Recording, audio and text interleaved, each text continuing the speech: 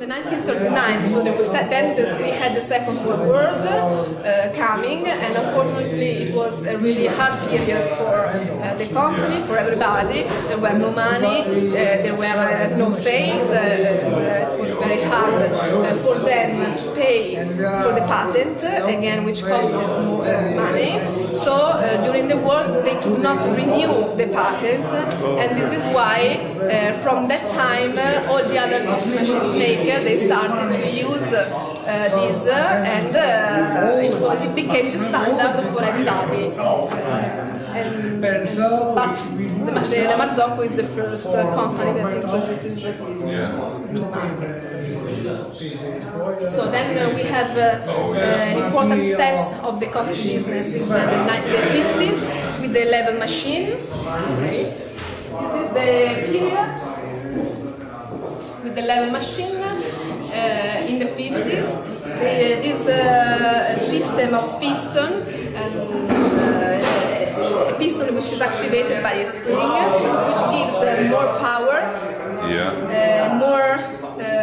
not power, but sorry, more pressure compared to the pressure that we have on the vertical boilers and on the standard boilers. So there we talk about 2.5, 3 bars, so very few but very high temperatures. It means that at that time the coffee was very dark, almost burnt, so it's something that looked like the coffee of the mocha. Yeah, they had no heat exchanger. Wow. Exactly, so no, it was so because the heating was very high, and the temperature was very high. Instead here we have the new concept of the piston system, so a piston activated by a spring that brings more pressure on the portafilter, so on the coffee of the portafilter, and this is the time when the crema appears in the cup. And from now on we can say that the culture of the coffee, of the espresso, changes, and from now on you cannot talk about an espresso if you don't have the crema. So you cannot consider an espresso a coffee without the crema. So that's why this machine is very important, because it changes really the concept of the espresso.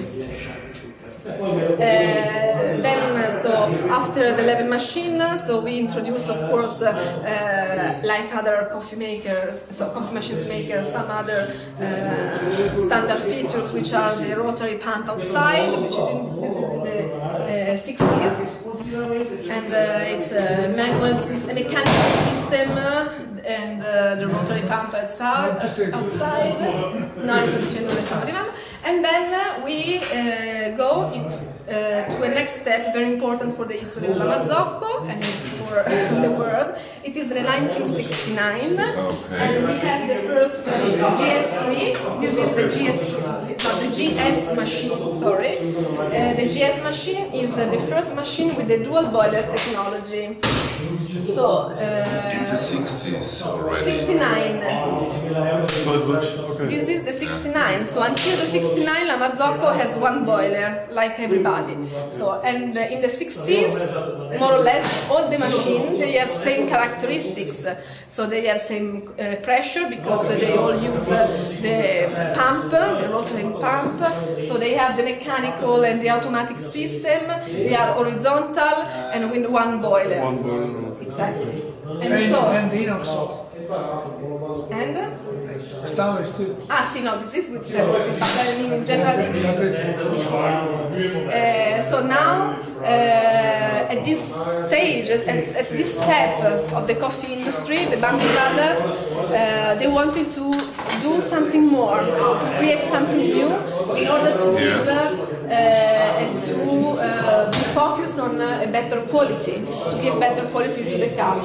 And one thing that they wanted to be to follow and to improve was the stability of the temperature, so which was very important, which is one of the main factors to get a good coffee. And this is why they came out with the patent of the dual boiler system, and the dual boiler system remain and become the standard on all the coffee machines from now on.